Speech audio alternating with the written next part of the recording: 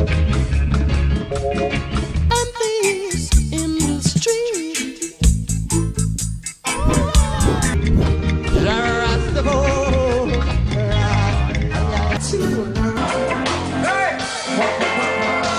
These 15 songs were deliberately erased from reggae history. I found the secret studio tapes that explain why they were buried. The third track contains a hidden chord that changes how you hear the entire genre. Stick until the final song to hear the lost recording that started a revolution they tried to silence. The Brewing, in the voice of Corny.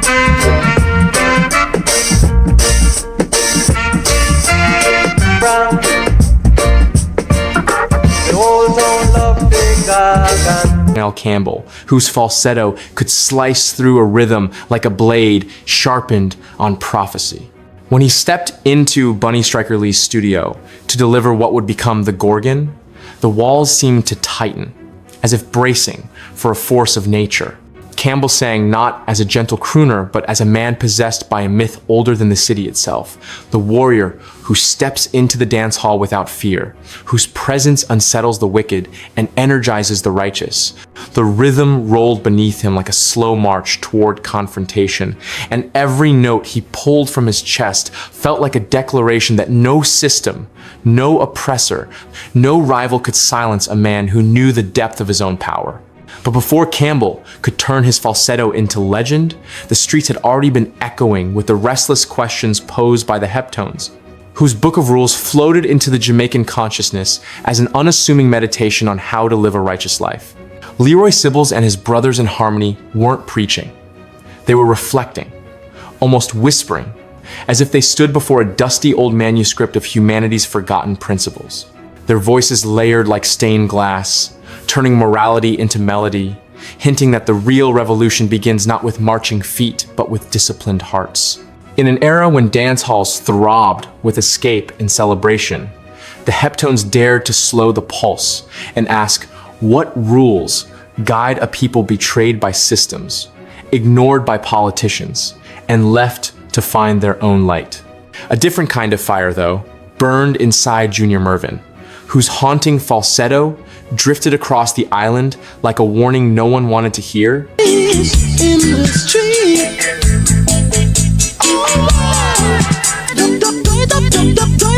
But everyone needed.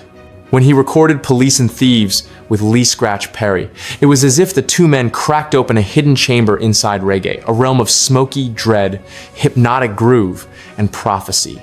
Mervyn's voice floated like a lamentation over the escalating hatred suffocating the streets, and Perry's production swirled beneath him like a ritual gone slightly mad, drums thudding with the weight of chaos.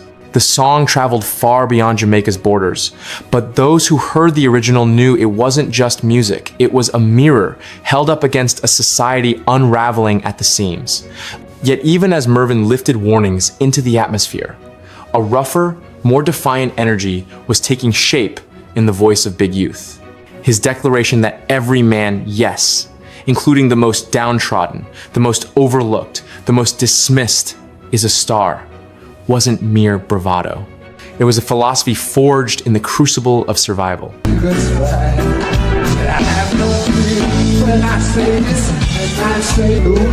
Big Youth's toasting carried the flames of black pride, of self-worth carved out of systems designed to crush it. The raw rhythm beneath him felt like a marching drum for the neglected, a pulse that insisted the youth of the ghetto were not shadows but galaxies. And if society refused to see their brightness, then Big Youth would chant it into existence with every incandescent line. On the opposite end of the island's sonic spectrum stood Iroy, poised like a wise storyteller on the edge of a mountain as he breathed new life into the Abyssinian Sata Masagana. Few dared to reinterpret a hymn so sacred to the Roots community.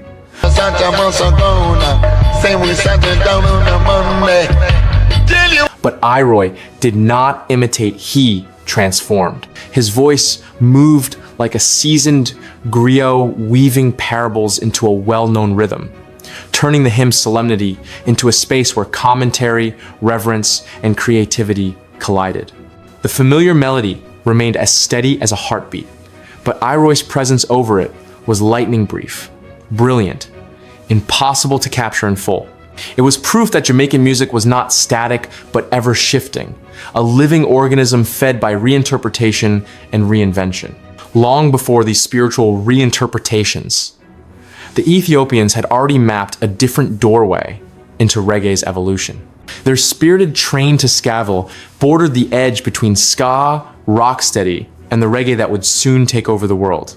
Leonard Dillon's voice danced over the upbeat rhythm, as if he were guiding listeners onto a railway bound for a future not yet written. The track was playful, bright, and deceptively simple, yet behind its lightness hid a blueprint. It was the sound of a genre, still learning its own anatomy, still experimenting with stride and balance, still testing the elasticity of rhythm. In the joyful bounce of that song lay clues to the transformation that would soon redefine Jamaican music forever. But transformation wasn't always cheerful. It sometimes arrived bruised, militant, and uncompromising, like the harmonies of earth and stone in the fiery proclamation of Kanya. Their voices carried the burn of truth-telling, the rawness of spiritual confrontation. They did not call for peace politely. They demanded justice with the intensity of men who had lived too long in the shadows of oppression. The rhythm beneath them stomped forward like a drumline of ancestors marching toward divine retribution. Every line they delivered seemed to reach upward, as if grasping for judgment beyond human courts. It was reggae as invocation, direct and unforgettable. Yet even Earth and Stone's militancy could not compare to the dark experiments unfolding in Keith Hudson's Flesh of My Skin, Blood of My Blood. Hudson was no ordinary producer. He was a sculptor of mood, a conspirator with shadows, a voice that preferred the cryptic to the comfortable. When he stepped into the vocal booth to record tracks from that groundbreaking album, he shed the polish expected of singers and embraced something raw, stranger, more primal. He spoke, chanted his delivery, hovering between prophecy and confession. The rhythm throbbed like a heartbeat slowed to the brink of stillness, and Hudson's voice wandered through it like a wanderer trapped between worlds. It wasn't music meant to soothe. It was music meant to unsettle, to awaken dormant thoughts listeners didn't know they carried. But while Hudson carved dark tunnels in the sonic landscape, Augustus Pablo opened new celestial worlds with nothing more than a melodica. Java, produced by the visionary Clive Chin, drifted into existence like a breeze that smelled of incense and night rain. Pablo's melodica didn't sing. It whispered, it floated, it haunted. The rhythm pulsed steady and earthy beneath him, but the melody soared above it like a spirit refusing to be tied to flesh. With that single track, Pablo shifted the axis of reggae, proving that instrumental music could speak with the authority of a prophet and the tenderness of a prayer. The dub universe that would later dominate global sound owes a quiet, persistent debt to the simplicity and magic of Java. Even while Pablo was conjuring dreamscapes, Errol Dunkley grounded lovers across Jamaica with the softness of movie star. His voice was a velvet ribbon, gently tying hearts together in a dance, neither too fast nor too slow. The lyrics carried the tenderness of a man inviting his sweetheart into a world where insecurities melted beneath affection. Dunkley didn't need militant declarations or cosmic mysticism. He needed only sincerity, a rhythmic sway, and a melody that wrapped listeners like a warm embrace. Lovers' Rock found one of its earliest and most refined expressions in his voice. And though many overlooked his contributions, those who truly listened knew he carried romance like a crown. Not far from that romantic glow stood the ethereal presence of the Congos, whose children crying emerged from Lee Scratch Perry's Black Ark studio like a ritual carved from incense, smoke, and ancestral memory. Cedric Myton's falsetto drifted like a ghost through a maze of echoes, while Roydal Johnson grounded the harmony with a voice as sturdy as carved stone. Perry's production transformed the track into something not entirely human voices, swirling in impossible directions. Drums thumping from a place deeper than the floorboards, bass lines vibrating like hidden tectonic plates. Children Crying was not a song, it was a ceremony. And for those who entered its orbit, it felt as though the veil between natural and supernatural had thinned just enough for truth to slip through. While the Congos were opening portals to mystical realms, Hortense Ellis was carving her own legacy in a world that often refused to give women the space they deserved. Mark My Words was not delivered with the intent of pleasing. It was delivered with the intent of commanding attention. Her voice carried both gentleness and authority, a blend that made every line feel like a declaration wrapped in silk. She sang from the lineage of pioneers like her brother Alton Ellis, but her tone was unmistakably her own, emotionally rich, confident, and powerful enough to stand against any male counterpart. Her presence in the Treasure Isle studio stamped her legacy quietly yet permanently onto the heart of Jamaican music. But for all the beauty, all the love, all the prophecy and rhythm that poured from these artists, none carried the tragic brilliance of Junior Byles.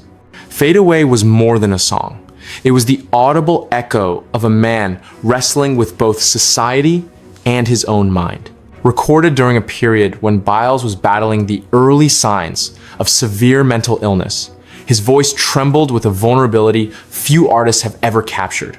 The rhythm beneath him marched relentlessly, echoing the harsh reality that the wicked and the pretenders must eventually fade.